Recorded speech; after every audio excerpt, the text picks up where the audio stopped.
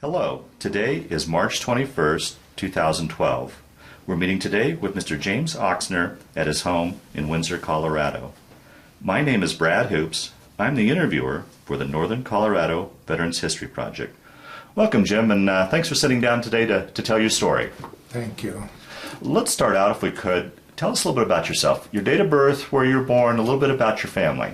I was, I was born in Windsor on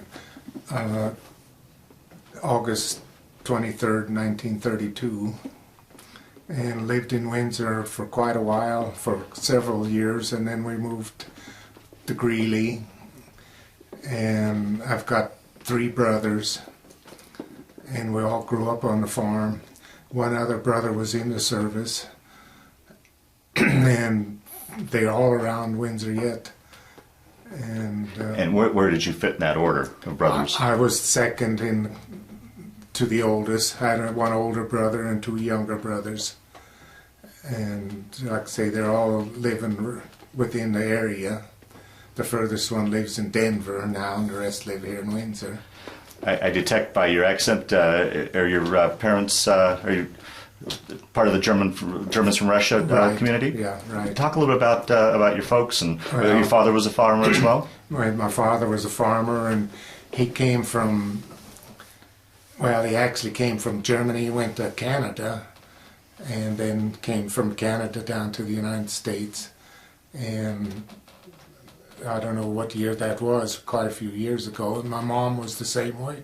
She came from Russia and came to the United States, and grew up on the farm, and we farmed all our life. Okay. And So you went through the school system here in Windsor or over in Greeley? Or? in both Greeley and Windsor. Okay. And after school, then we was all on the farm, and I got my notice to go to the service, and so I didn't even try to get deferred or anything. You could have as being on the farm, though. Probably could have, Yeah. but I had 2 brothers at home yet, so I didn't even try to get deferred. I just went in November. I got my notice in November Of what? 1952. 52, okay. And then I went in, and it was November 8th of 1952, and went in, and then we went to Camp Oak, Louisiana for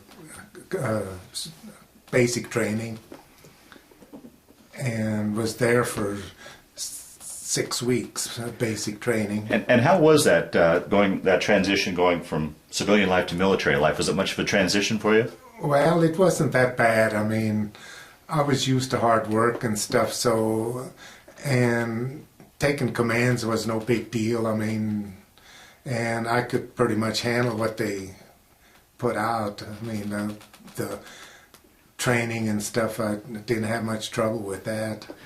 And how about, and I imagine growing up, you probably didn't travel too far away from home and were around the family the whole time. Now you're away from the family. Was there any tinge of homesickness or anything like that? Well, a little bit of homesickness, because I don't think I ever stayed away overnight while I was at home. And then to leave and not come back at all for 2 years. I did come back after basic training. You got a furlough? Yeah, I think it was about a week to come back before we got orders to go overseas. Oh, geez. Go to Korea then. So take your story then from the furlough. Where did you go then? And then after basic training, come home for a week. And then we went to California and waited for orders there to be shipped over to Korea. And we went to Japan first. It took us 16 days to get from California to Japan on the ship. Well, that begs the question. Here's this farm boy from landlocked Colorado. What was it like to go to sea? Did you get your sea legs? Or? Yeah, I was terrible sick. Were you? I lost 16 pounds. 20 pounds in 16 days. We was on the ship 16 days going over, and I never did get used to it. One day from Korea to Japan, the water was quiet, and I thought, I'm a sailor now. But we hit rough water again, and it was all over again. And so then I was in in there, and we went up on line right away Well, now, when you went over, did you go over as a unit, or were you going over as a replacement? as a replacement. Okay. And what unit did you go into then when you went up to the front line? We went as a replacement, and we went up on the front line right away, and we was there about 30 days, 30 to 40 days we were on line. And then we were relieved by the Turks. They came in and relieved us. And I remember that night we got relief, and it was raining and raining. What time of year roughly was this when you were? That was in the spring. Okay, so you missed I think I got over there in April. And it was raining. We had our ponchos on, but they didn't do any good because it was warm and we were sweating underneath. It was wringing wet underneath and trying to keep our weapons dry. But it was raining all night long, and we were in the trenches, and water was in those trenches. We were just slopping around, and the Turks were coming in, and we were going out to relieve us. And we were supposed to go out, and we were going to go back, and the war wasn't over yet. We were still fighting, and they was giving us orders. Our company was going to be the lead company to make the push to the Yellow River. They was going to push all the Koreans back to the Yellow River, and we were supposed to go back and get training and get ready, and we were going to be lead company to push them back. Oh, jeez. And so we were back there and training and stuff. And I remember one kid got shot in the leg. He had his own Western six-shooter and was spinning it around like that, and it went off and hit the other guy in the leg. And we were back there for about 3 or 4 weeks in training, and every time they said, next week we're going to go. Then they would put it off, and they was talking about truce. And they was kept talking about truce, and we was glad about that. And finally they did sign the truce, so we didn't have to go. But we had tanks and mortar, and everything was back there, and getting ready to make the push to the Yellow. Well, let's back up and talk about those 30 days online. Describe what that was like, the conditions you were living in, We would go out on patrol at night all the time. I never did have to go on a patrol, we just stood on guard duty in there. And then we would be on guard duty all night, then we'd go in our trenches in bunkers, dug in the hills and stuff, and sleep in those bunkers just with commo wire and stuff. And I was on the top bunk one time, and I had to put my feet like underneath a log just going across the top, and I was about half asleep, and I opened up my eyes, and a rat ran across the top of those those beams. And I never did like rats anyway. And I couldn't sleep then. I couldn't sleep no more in the bunk, and so I went out in the trenches, and I slept in the trench because the guys were walking by and stuff, and kept it. There was enough room I could lay in the trench. But then the rats over there, they carried hemorrhagic fever, they called it. And one kid got bit by it, and that hemorrhagic fever is, you don't sweat water, you sweat blood. And there's no cure for it. And it gets in your clothing. And so from that time on, they would take all our clothing and take them back and wash them. Before we would wash them ourselves. And lots of times we weren't doing a good enough job. So they took all our clothing back and issued us new clothing all the time. And take that back and wash it. And when I seen that rat there, and it was a big one, because all rats are big. Yeah. Wow. And I couldn't sleep there, so, and then we was relieved then by the Turks, and they came up, and like I say, we went back and prepared and we were back there, and the tanks were working with us. We were getting ready to follow the tanks and stuff, and then the truce was signed. So then we went back to another village. I don't remember the name of the village. And we set up camp there. And we still was doing training and stuff there. And then I got into the communications department. And then I ended up being the company commander's radio man. and I was platoon radio man for a while, and then he rotated and stuff, and so I got to be company commander's radio man. So that was kind of cool that I'd get riding a Jeep and stuff with the company commander. And then we did have a couple of live fire problems, even though the war was over, and those weren't too good either. Everybody was supposed to, the tanks were firing on the hill and mortar and all that, and then we was, as infantrymen, we were supposed to charge up the hill and like take the hill and clean it up and stuff, and the tanks and the mortar didn't lift their fire, and we went up there. Oh, jeez. And as we were going up, I kept trying to radio back to lift their fire, and I couldn't get radio through. So I was going to run up on the hill so it would be more, for the radio would work better. And as I got up on the hill, I could see these 50 caliber tracers coming. So I hit the dirt and rolled down the hill, and I broke my long antenna for the radio. So I had another one I could put on, and I finally got back to the mortars and the tanks to lift their fire. But by that time, one of the tanks hit a tree. I mean, the shell hit a tree, and a guy was behind the tree and killed him. In fact, I think killed 2 of them. Oh, jeez. And after that, that was the last live fire problem that we had over there. Did you ever come on, when you were up on the front lines on that 30 days, did you ever come under fire from the Koreans? Well, yes, there was fire.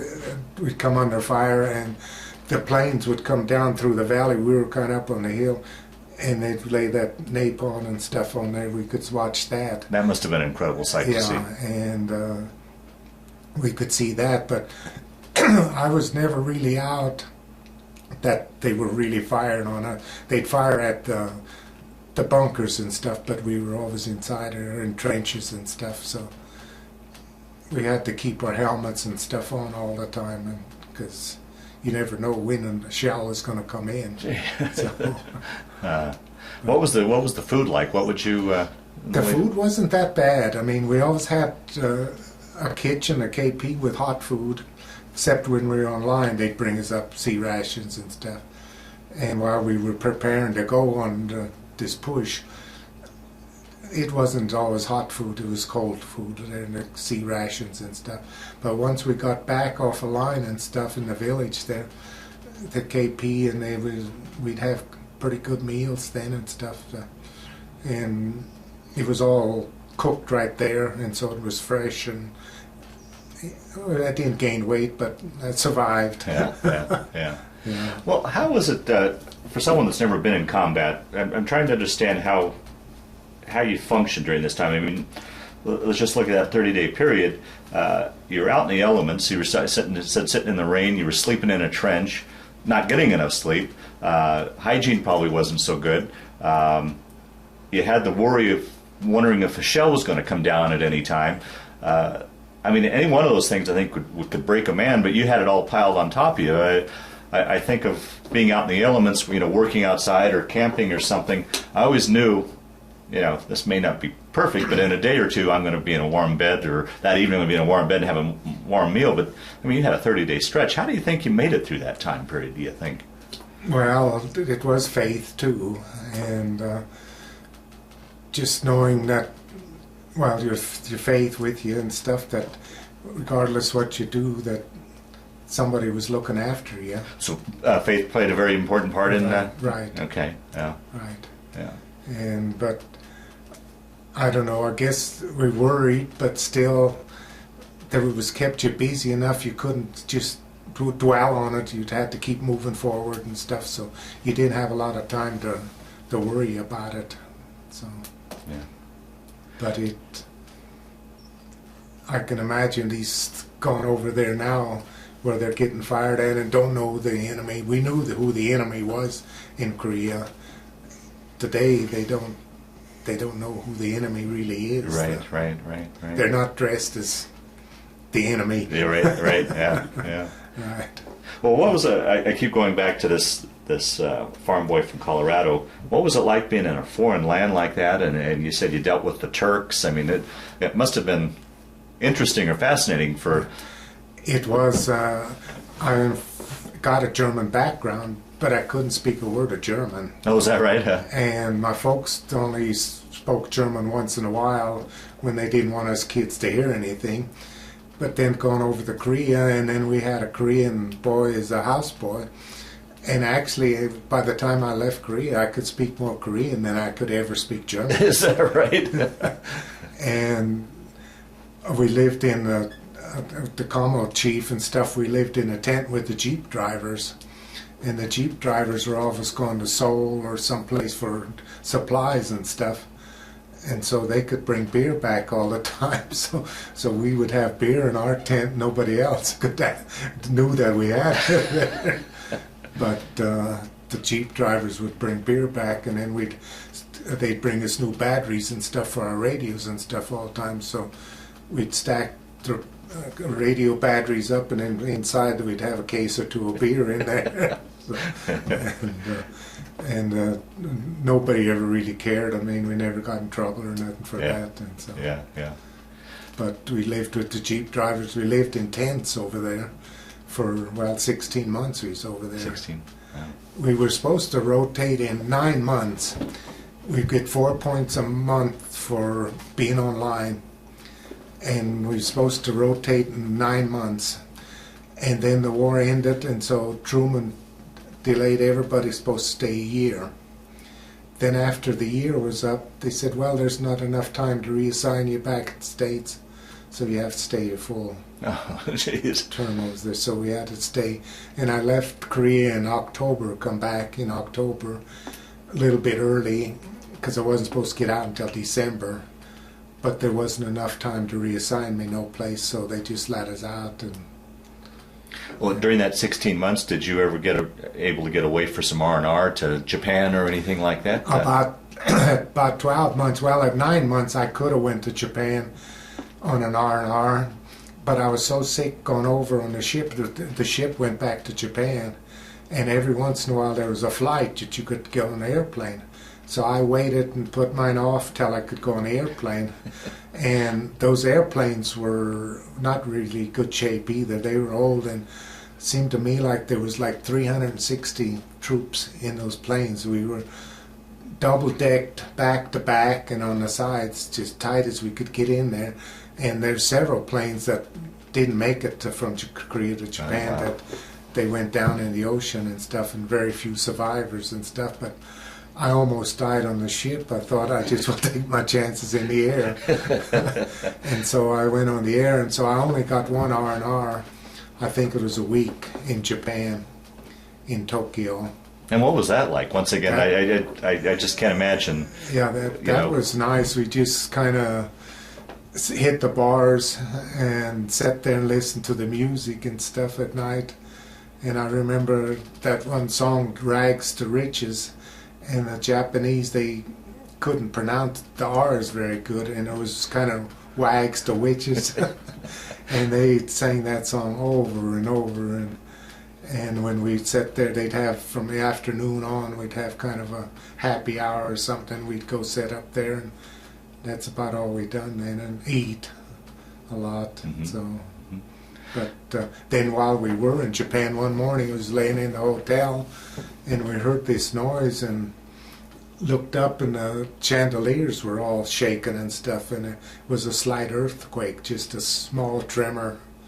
But it was over with before I even knew it. This other kid was with me, and I said, "What's all that?" And he said, "That was an earthquake, a small tremor." Wow. And like I say, it was over just that fast, and then we went back to, after our R&R, I didn't have time enough to get another one. Had I went on the first one when I probably could have got 2 R&Rs, but I just got one by waiting until I could fly over it and stuff. Yeah, right. Then we came back on the ship, and it only took us, I think, 13 days coming back. And was that trip any better for you? It was a little bit better, but not much. A couple of days, I remember, on the international date line too. It was smooth there, and I could get up and walk around and stuff, and it was pretty good. But those waves were big. the ship would go down and the water would come up over top, and you would have to hang on even while you was eating in the mess hall. They had trays and tables that you would stand up on, and those trays and the tables would move, but you had to hang on with one hand and try to eat with the other one, because it was rough. And it was this. They said this sideways roll, but that didn't bother me. It's this up and down. Well, even when I was a kid, the Ferris wheel and stuff just coming over the top, that would bother me some. And they told me, said, get used to it. When the ship goes up, walk up with it. When the ship goes down, well, I tried that. When it went up, I was walking down, and when it went down, I was up here in the air. So I just never did get. I would have never been a sailor.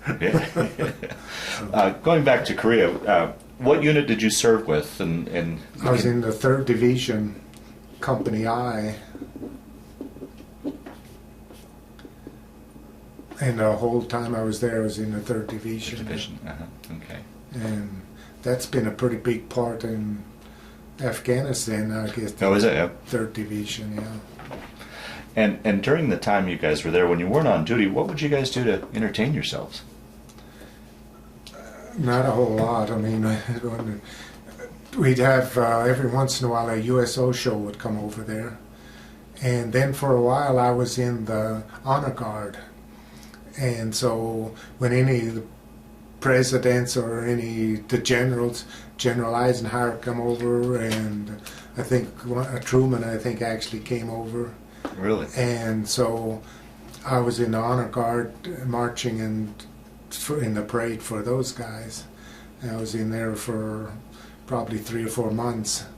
As long as whenever any dignitaries came over, I'd get go in the honor guard, and then we could go down and train a little bit, well, march a little bit, and then stand at attention while they were speaking all the time, and that was kind of cool. Oh, I bet, yeah. Every once in a while, some of them just pass out of line, and just let them lay there, and it come to. But I never had that trouble, and well, like I say, being maybe a farm boy, I was in pretty good shape, and then the training and stuff, and only one time I was on sick call while I was in Korea, and my leg was out of place a little bit from doing maneuvers and training on these stuff, and I jumped one of them high towers and stuff and kind of got my leg out, but I was only on sick call maybe 2 days or something, and the rest of the time I never really was sick over there. And we would, before we went on up in line there training and stuff, we would, in January I remember, we would go out in the hills and stuff, and we'd have to train out there, and snow, it would be 6-8 inches of snow. Yeah, talk about it. I mean, you were there for 16 months, so you saw all the weather of Korea. I heard it's severe winters and cold winters. And the cold winters, and we would be out, we'd have to go in maneuvers and up in the hills and stuff, and it would be so cold and stuff, and all we'd do is leave all our clothes on, maybe take our boots, our combat boots off, and pull them in the sleeping bag. And we was issued a summer sleeping bag and a winter sleeping bag, and the winter sleeping bag was down-filled, and it was warm and it was covered with stuff that would be waterproof over it. And so we'd get our winter sleeping bags out and take our combat boots off, pull them in the sleeping bag with us, and lay there in the snow, and never did get sick or nothing. Wow. So. I'll be darned.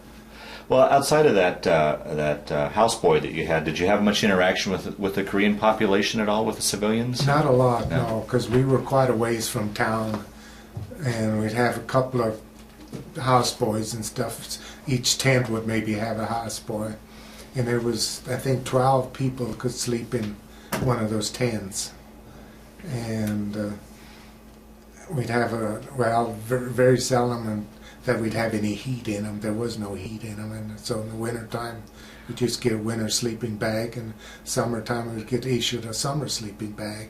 And what were the summers like there? The summers were hot. Hot and rainy, and once in a while it rained for 3 and 4 days. I think in July one year, I think we I think they said we got 20 inches of rain in July over there. And water was running everywhere. And so, but we just stayed in those tents. When it was raining real hard, we wouldn't have to go out and do any maneuvers or anything. But like I say, it rained steady too for I think over a week. Just hard too. But Yeah, you were used to 15 inches of moisture a year in Colorado, right, so and that much rain in a week or 10 days. It was, wow. and we were kind of down below. There was kind of mountains up, and then so all that water come running down, and we had to do some work and stuff to keep our tents dry. We had a little board, like a pallet, that we walk on in the tents, and that we wasn't walking on the ground. And so there was wooden floor in the tent, so it wasn't exactly on the ground all the time. But so.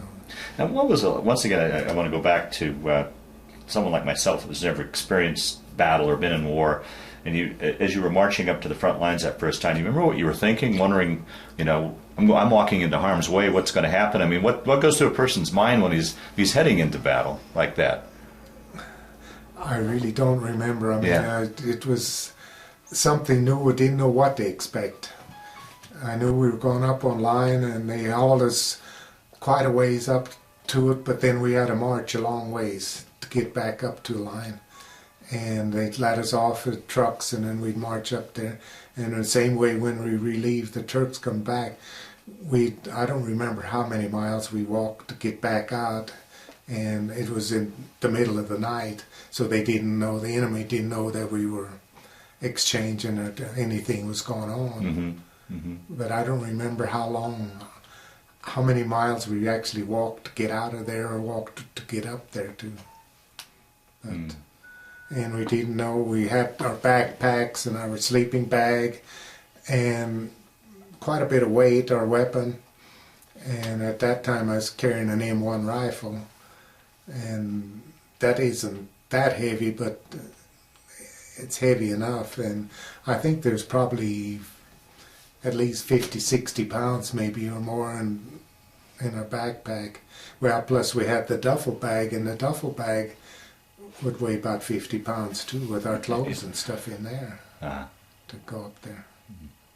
And what was communications like back home? I mean, today we've got email and cell phones, and it's instant. Talk about communicating back home. What was it like back then? It was just letters. We had no telephones. I never did call home.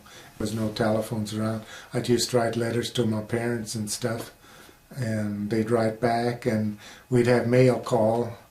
And this one kid was real good. I don't know where he was from, but he could pronounce everybody's name, and that's why he was on the mail call.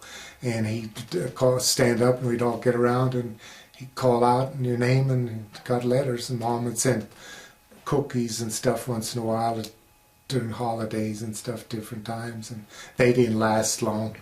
You open them up, somebody see them, we'd all share them right away. Yeah. So, but communications weren't that good. And how long would it take you usually, roughly, to get a letter back and forth from home? I think it was at least 2 weeks till it would leave home, or till leave there, or because they had to go to, well, I don't know where, probably California first, and then to Japan, then to Korea, and there wasn't a lot of planes. I think some of it went by ship even, so it took quite a while to get a letter. But the time I would get a letter and write one back, probably a month was gone, because we didn't really get that much time to write. And I mean, you'd be waiting for a letter to come back, and so it took a long time to get it. It's just so foreign. I mean, in today's world, where instantly you talk to somebody, to wait that long. There was nothing like that. And how would you guys, or would you guys get news on what was going on with the war, or what was going on in the rest of the world, or news from home, baseball scores? How would you get that information? We would get I'm not sure if it was a weekly or a monthly letter the company would put out and kind of give you an update on outside world, what was going on, like sports, who was playing what and where and stuff. We'd get an update on that. And other than that, there was a newspaper too that would come out once a month, I think, and kind of give some updates on different things that were happening in the world and stuff, but not a lot of things that were happening back in the States politically. Mostly sports or entertainment and stuff, what was going on, or if entertainment was coming over there, we'd get a letter or something that we could go to. We went to several USO shows over there, and those were kind of neat. Do you remember any celebrities in particular? Well, Bob Hope was over there. Oh, really? Yeah. I remember seeing him a couple of times, and I can't remember. There was some gal singer that was really popular at that time. She came over there too at Christmas time, and so those were nice. We'd sit out there all day waiting for them and stuff. Right out in the hills, they'd set the stage down the bottom, and then the whole hillside was full of troops to watch the show. Yeah. And they'd have, of course, loudspeakers. Everybody could hear good then. Yeah. You'd mentioned a Christmas show. How was it being away from home on the holidays, and what would you guys do for the holidays? They kept us kind of entertained and stuff, and I've got some menus there that our Christmas dinner and Thanksgiving dinners, they'd pretty much go all out with that. We'd have turkey and dressing and all of that stuff for Thanksgiving and Christmas. And of course it would get lonely at Christmas time or any of the holidays. But you just had to kind of grin and bear it. You knew you wasn't going to go home. Yeah, right, yeah. And so there was no chance of going, I'll go home and be back tomorrow, but there's none of that stuff going on. So, but the meals were, after the service and after war, I mean, they were decent meals. They were pretty good, really. And well, speaking of food, interviews I've done over the years, guys would always talk about cravings they would have that they missed from home. Was there anything in particular you missed food-wise from home, a special meal or a hamburger or anything like that? Well, a hamburger we was always wanting to, but we would get hamburger every once in a while, but it wasn't like Mom's cooking. And but it, like say, this one kid was working. I knew the kid that was in the KP. He volunteered for KP all the time. He stayed on KP all the time, and was a dishwasher and stuff. And he would be singing, and he was as happy as could be doing that and stuff. And then one of the cooks lived with us, so once in a while they would bring some extra food back to the tent with them. So it wasn't, we had plenty to eat all the time. Yeah. So. Well, Jim, after during with the tape off, you were talking about your progression in the ranks. Go through that again for us and tell us. As going into service, we was private E1s, and then after basic training, we got promoted to private E2s, and then after a little while, we was overseas. We got private first class, and then I made corporal after that a little while. And then as company commander's radio man, I made sergeant then. And as going in, I remember we made $57.50 a month. A month. And when I got out, I was making 127, I think $27.50 or something like that a month. Wow. When I got Doubled out. your... So I was really making the money. Well, in today's figures, that sounds like pennies. But how was that as a wage back then? Was that? It wasn't bad. I mean, there was nothing to spend it on over there, so I would send at least probably $100 a month home.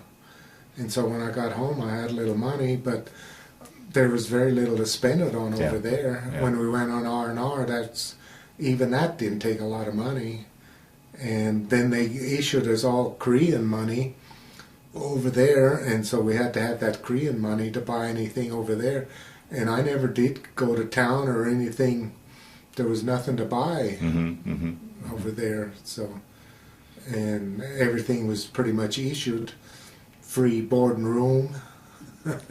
And so it didn't take a lot of money, but it was, I think it was probably a little low when we got out, but you don't expect to get paid that much in there to. Yeah, yeah. So. Now, you'd mentioned earlier that you had a brother that served in the service. Did he serve at the same time as you did, or? He went in a year later. Okay. He went in '53, and then the war was over with, but he didn't want to go. He was in the 82nd Paratroopers then. He joined the Paratroopers and was in that. So they never did leave the States. They stayed stateside. He was in North Carolina, and he got married while he was in the service. I never did. Yeah, yeah. I didn't even get married until I think 4 years out of the service, Yeah. at least. So, yeah. So. Well, let's take your story then. Your ship back to the States, that ship back home. Take your story from there then, once you got back to the States. We came back from Korea. Well, we were stopped in Japan again, and come from Japan to Seattle, Washington. And then in Seattle there, we was there just a couple of days in Seattle to get us planes and stuff, get us transportation. And then we come back from Seattle. I came back to Colorado Springs, Fort Carson, and there's where I got discharged there from Fort Carson then. How much longer after you got back to the States before you were discharged then, roughly? It was only like, I'd say not even 30 days all total from the time we hit Seattle and came here. We had to wait for orders and stuff, and then they moved it pretty fast. In Seattle, I remember when we come in there, it was raining in Seattle too, and we had to get off the ship and go to the buses and stuff to take us to the bases. And of course Seattle, I guess, gets a lot of rain anyway, but that was different coming into Seattle. It's the first time I'd ever been there. Mm-hmm. And all you could see is trees. Yeah, yeah. And nothing else, water and trees. And they took us out. I think it was night even when we landed in Seattle. And that was on we went over on the Brewster and came home on the Mitchell. And it must have been a little bit bigger ship coming back, because it went a little bit faster than the one going over, which was all right. I mean, I was no hurry to get there anyway. Yeah, right. But I didn't want to be sick that long. And one of my friends went over too, and I don't know where he went, but he was so scared of getting sick, and I really wasn't scared of getting sick because I'd never been on a ship. Yeah, I didn't know what to expect. Right. And he was so scared, but he got picked. He had to work in the kitchen, and he never did get sick. And I didn't have to do nothing. I laid around because I was sick all the time, but they wouldn't let us lay down in our bunks. We'd have to go topside on the ship and lay out there on the ship. But as long as I could lay down, I was all right. I wasn't vomiting or anything. But as soon as I'd get up and try to walk, be all over again. I'll be darned. But we laid around in California 30 days before we got our orders to ship out. And there too, they would come in the mornings and take the whole barracks, this whole barracks on KP today. So we would get up early and get out so before they would come in for KP, and we'd go down to the coffee shop and we'd drink coffee and eat donuts till noon. Then in the afternoon we'd start drinking beer, and so I got pretty fat while I was laying around them 30 days. And then lost it all on the ship. But it'd come off fast. It wasn't solid fat, it was just, and it'd come off fast. And I think I weighed 190 pounds before I went over, and I lost 20 pounds in 16 days. So then I was back in shape again. Yeah. So you're discharged down in Colorado Springs, came back home to Windsor then, and came back. My take your folks story. were still farming the same place, and Dad was farming, and I worked for him, for my dad up until '58 when we got married then, and then we moved to Greeley and start farming in Greeley, and we farmed 2 years in Greeley, and then we moved here at this location here in Windsor, and been here ever since 1960, we moved here, and my father-in-law was farming a place and he wanted to retire, so we moved back and started farming here, and we've been farming ever since, and we raised 3 boys. We had 3 boys and we raised them here, and they all went to school here and finished up in SCSU, and then all got jobs. One of them is still farming, and one of them, the oldest boy, lives in San Diego, California now, and he's been in advertising, and he's been traveling the world pretty much with advertising. He lived in Canada for 10 years, and then in Chicago and in Florida, and now he's in California. And they just have a new little baby girl out there, and then my youngest son lives here on the farm too, but he works for the city of Fort Collins, and he's got 2 boys, and they're playing basketball and football, and so... So 3 grandchildren? Yeah, 3 grandchildren. 2 boys and 1 girl, and the oldest grandson, he'll be a senior now, and this year in Windsor, and they took state championship in Windsor football, so yeah, right, yeah, that was kind of cool. Yeah, so. yeah. And so you went on to you farmed then as a career for the rest of We farmed here, and we bought the home farm here, and after he wanted to retire, then we bought one of the neighbors' farms, and then another neighbor wanted to quit, so we bought another neighbor's farm, and Doug's farms most of it now. In fact, Tracy and Doug bought the one farm, and then we sold one farm, and we're just farming one farm.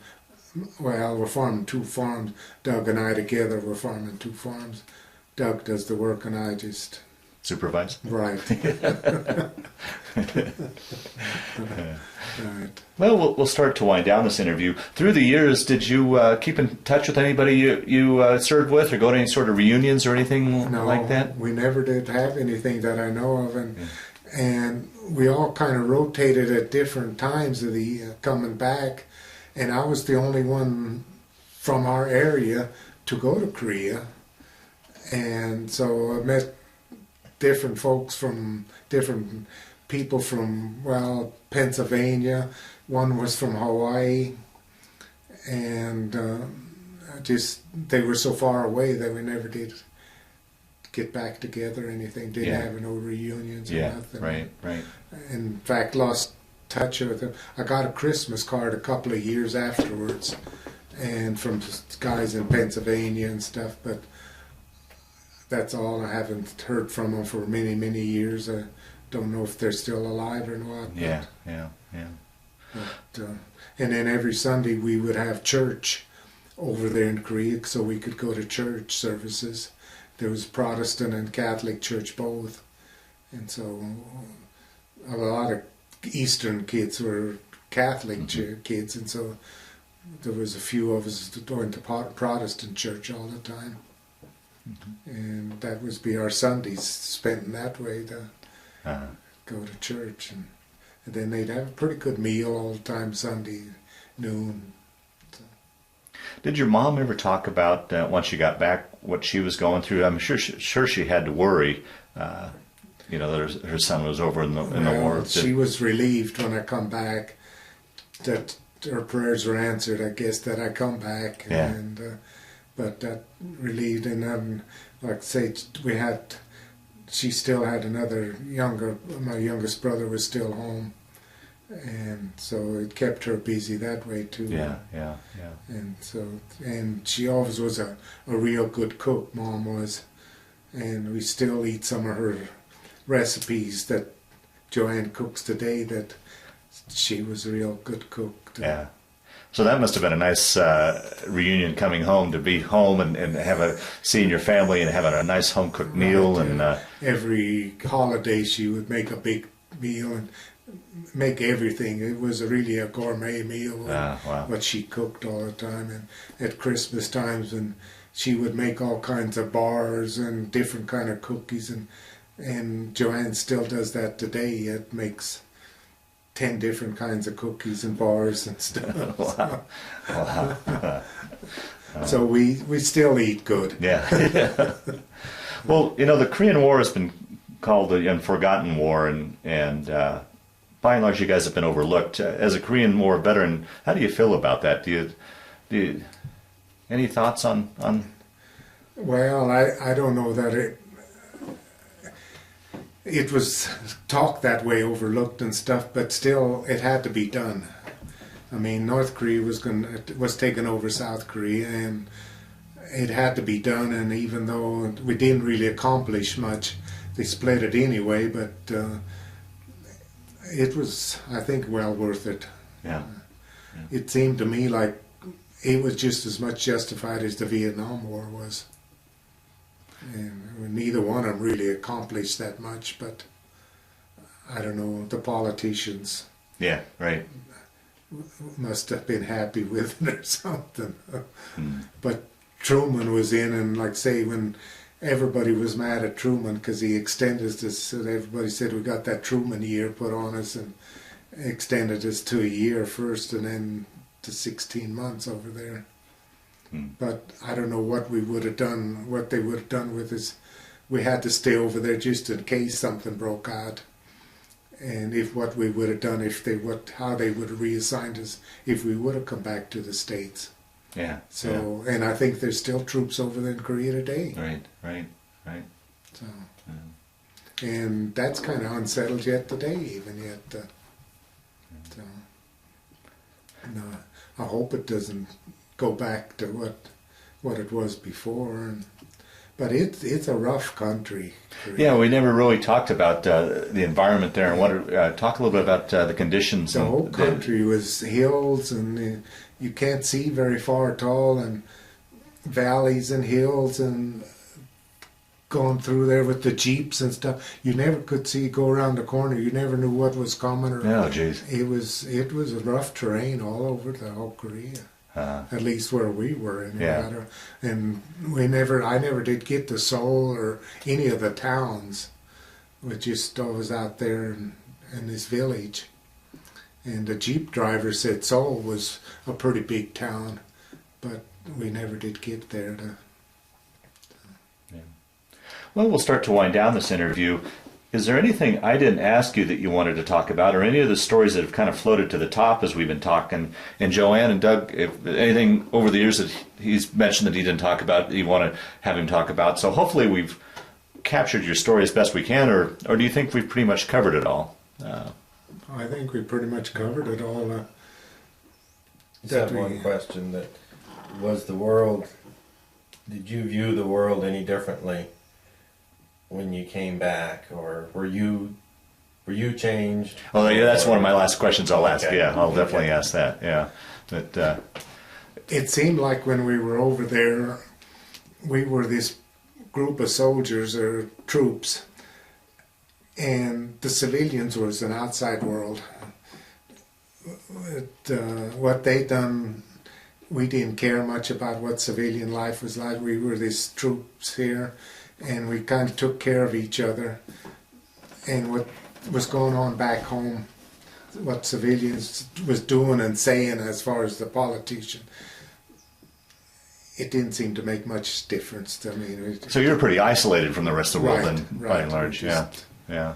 Isolated, and then when you come back, it's a whole new world. You had to intermingle with all these civilians again. Yeah, and how was that transition going? Once, Yeah. for my first question, going now from military back to civilian life, did you have much of a transition? It Getting wasn't used to that? bad, but it was gaining trust from the civilians. You didn't know who you could trust and who you couldn't trust for a while, and because in the service it seemed like everybody took care of each other. Back here it was ever dog eat dog, seemed like. Oh, really? Yeah. And we were farming. My dad was renting a place, and we had a real good landlord. And I know another farmer that he kind of took me under his wing and done a little bit. Whenever I wasn't busy, I'd go work for him, and he done a lot for me. Took care of me. Henry Bruner was a neighbor, and he was real good to me all the time. So a couple of times, well, his brother was running a beet topper one time, and he got hurt, and he come and wanted me to help him. He said, none of the other guys know how to do it. He said, I want you to do it. So I went and run his beet topper for him, and so he trusted me, and I gradually got back to trusting people and stuff. Yeah, good. Well, the last question I always like to ask in these interviews, similar to what Doug was asking, how do you think that period of time when you were in the service and over in Korea and everything you saw and did affected your life, changed your life, played a role in your life, or was it just simply a chapter in your life you went through? How do you think you would answer that? It was a good chapter in my life. I mean, I didn't really want to go. I was drafted, but I'm glad I went. I mean, I learned a lot, and seeing how the rest of the world is, in what kind of shape it is in, really. And I'm glad I went. I learned a lot, and I kind of enjoyed it after I got out. I mean, had experience that I never would have had if without Uncle Sam giving me those trips and stuff. Yeah. So it was a good experience. Oh, good. Very good.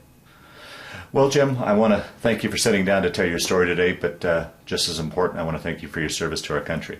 Well, thank you.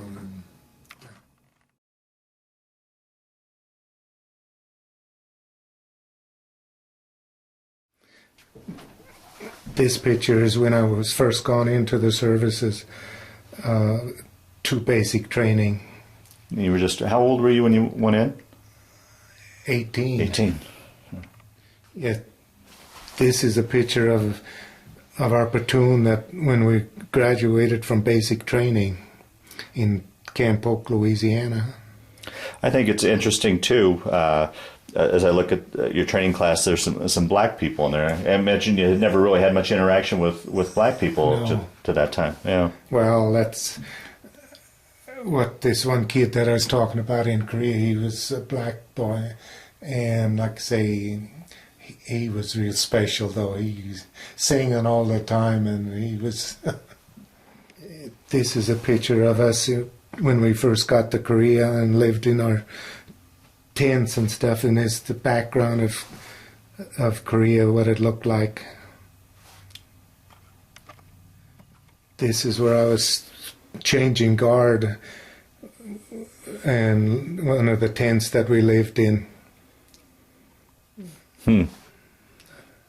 So there's really no walls then, really. Well, we'd roll the tents up in the summertime, roll them up so they get air in and cool off, and then at night there was strings like you drop the sides down.